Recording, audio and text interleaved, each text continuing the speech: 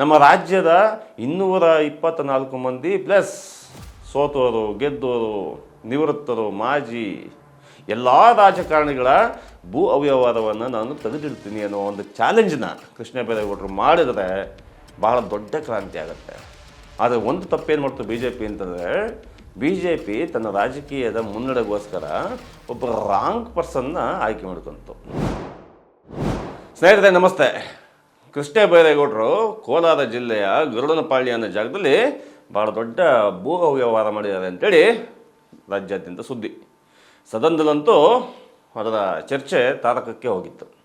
ಕೃಷ್ಣ ಬೈರೇಗೌಡರು ಹೇಳಿ ಕೇಳಿ ಭಾಳ ಸಜ್ಜನ, ಪ್ರಾಮಾಣಿಕ, ದಕ್ಷ ಒಬ್ಬ ರಾಜಕಾರಣಿ ಈ ಕಾಲದಲ್ಲಿ ಕಂಡವರು ಅಂಥೇಳಿ ನಾವೆಲ್ಲ ಮಾತಾಡ್ಕೊಳ್ತಾ ಇರುವಾಗ ಇದ್ದಕ್ಕಿದ್ದಂಗೆ ಸದನದಲ್ಲಿ ಛಲವಾದಿ ನಾರಾಯಣಸ್ವಾಮಿ, ಬಿ ಜೆ ಪಿಯ ಛಲವಾದಿ ನಾರಾಯಣಸ್ವಾಮಿ ಅವರು ಕೃಷ್ಣ ಬೈರೇಗೌಡರ ಮೇಲೆ ಗಂಭೀರವಾದ ಭೂ ಕಬಳಿಕೆ ಆರೋಪವನ್ನು ಮಾಡಿದ್ದಾರೆ.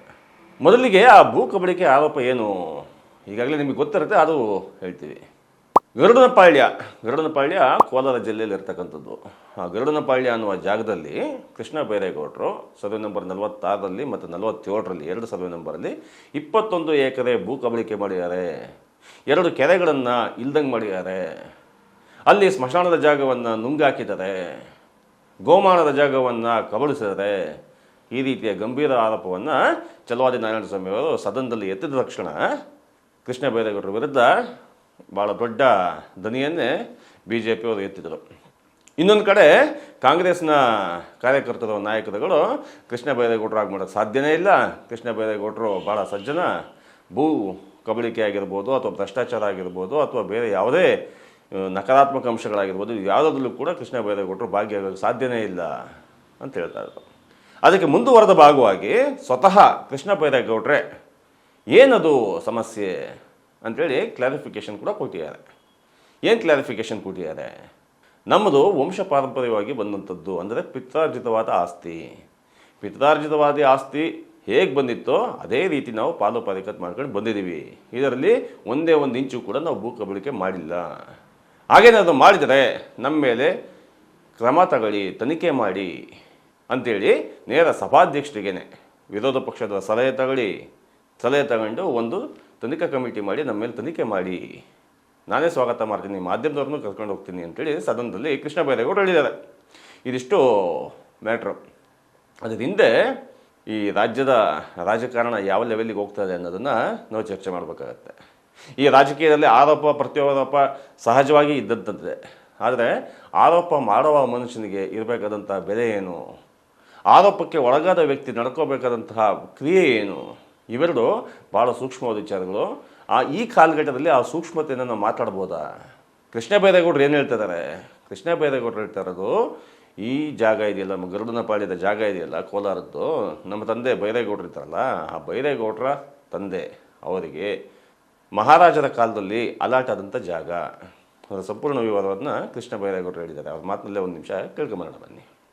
ಅದು ಮಹಾರಾಜರು ಏನೋ ಕಾರಣಕ್ಕೆ ಮಹಾರಾಜರೇ 1953ನೇ ಇಸ್ವಿಯಲ್ಲಿ 1953ನೇ ಇಸ್ವಿಯಲ್ಲಿ ಇದನ್ನು ನಮ್ಮ ತಾತ ಅಂದರೆ ಚೌಡೇಗೌಡ ಅಂತ ನಮ್ಮ ತಾತ ಅವರಿಗೆ ಲೀಸ್ಗೆ ಕೊಡ್ತಾರೆ.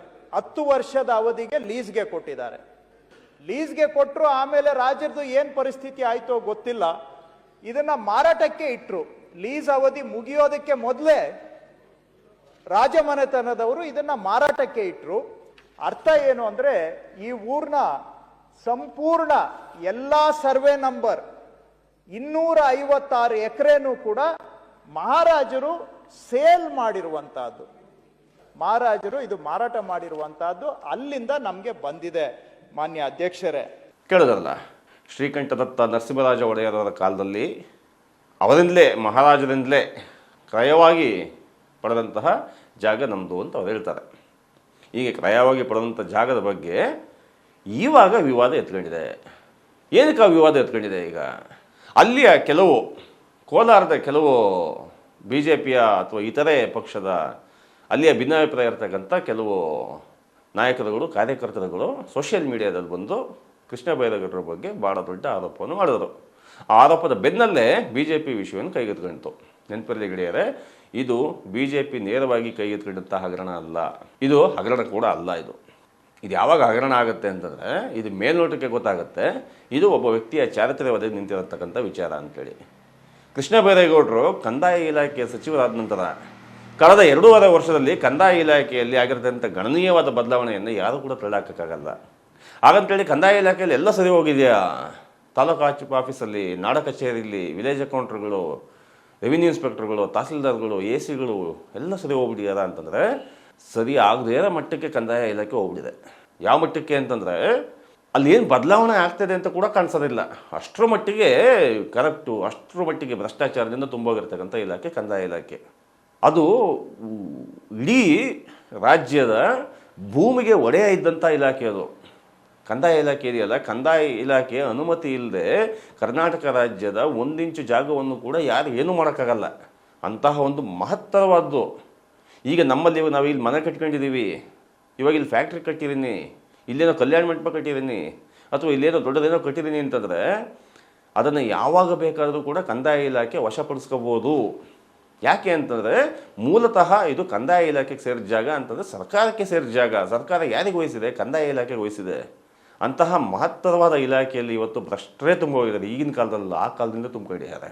ಈಗಂತೂ ಕೇಳೋದೇ ಬೇಕಾಗಿಲ್ಲ. ನಿಮ್ಗೆ ಆಶ್ಚರ್ಯ ಆಗ್ಬೋದು, ಕೃಷ್ಣ ಬೈರೇಗೌಡರು ಇರ್ತಕ್ಕಂತಹ ಯಲಹಂಕ ಆಗಿರ್ಬೋದು, ಅದರ ಪಕ್ಕದಲ್ಲಿ ದೇವನಹಳ್ಳಿ ಆಗಿರ್ಬೋದು, ನೆಲಮಂಗಲ ಆಗಿರ್ಬೋದು, ಬೆಂಗಳೂರಿನ ಯಾವುದೇ ತಾಲೂಕು ಕಚೇರಿ ತಹಸೀಲ್ದಾರಾಗಿ ಹೋಗ್ಬೇಕು ಅಂತಂದರೆ ಕನಿಷ್ಠ ಪಕ್ಷ ಒಂದು ತಿಂಗಳಿಗೆ 8-10 ಕೋಟಿ ರೂಪಾಯಿ ಲಂಚ ಕೊಡಬೇಕಾಗತ್ತೆ.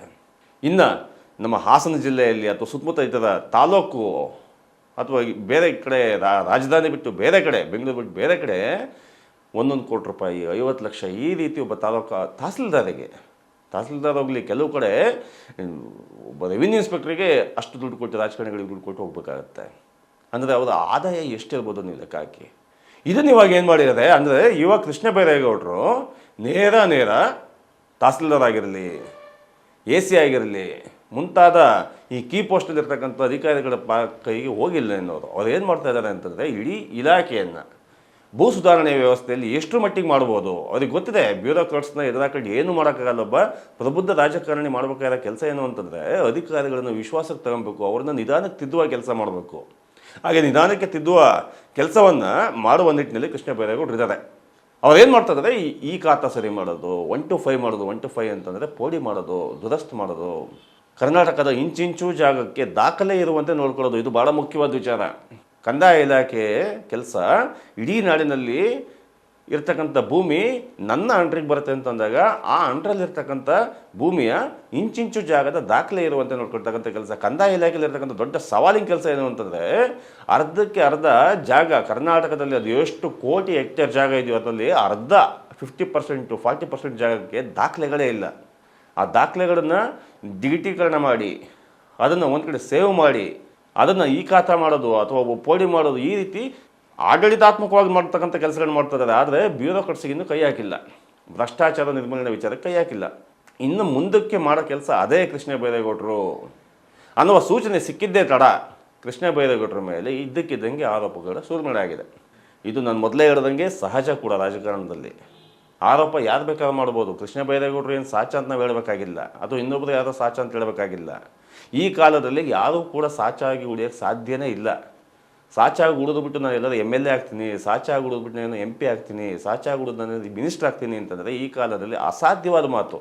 ಕೃಷ್ಣ ಬೈರೇಗೌಡರು ಕೂಡ ಇದಕ್ಕೇನು ಹೊರತಲ್ಲ.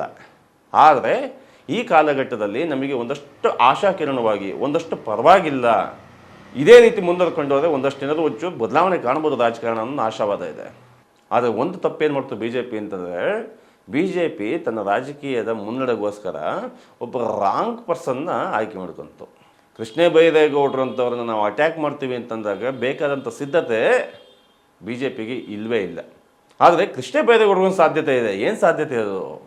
ಈಗ ನನ್ನ ಮೇಲೆ ಆರೋಪ ಮಾಡಿದ್ದಲ್ವ ನೀವು, ನಾನು ದಾಖಲಾತಿ ಕೊಡ್ತಾ ಇದ್ದೀನಿ.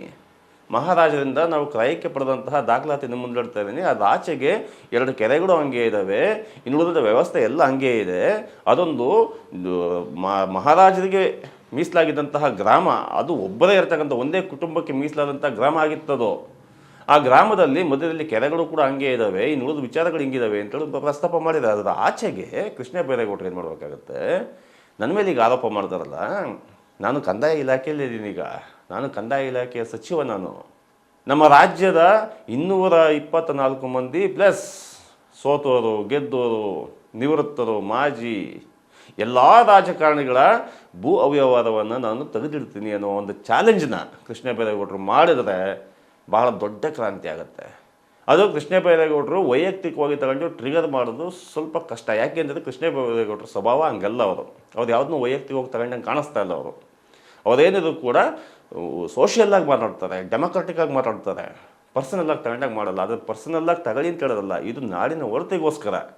ಒಂದು, ನಿಮ್ಮ ಮೇಲೆ ತನಿಖೆ ಆಗಲಿ, ನಿಮ್ಮ ಮೇಲೆ ತನಿಖೆ ಆಗಿದ್ದು ಕೂಡ ವರದಿ ಆಚೆ ಕಡೆ ಬರಲಿ.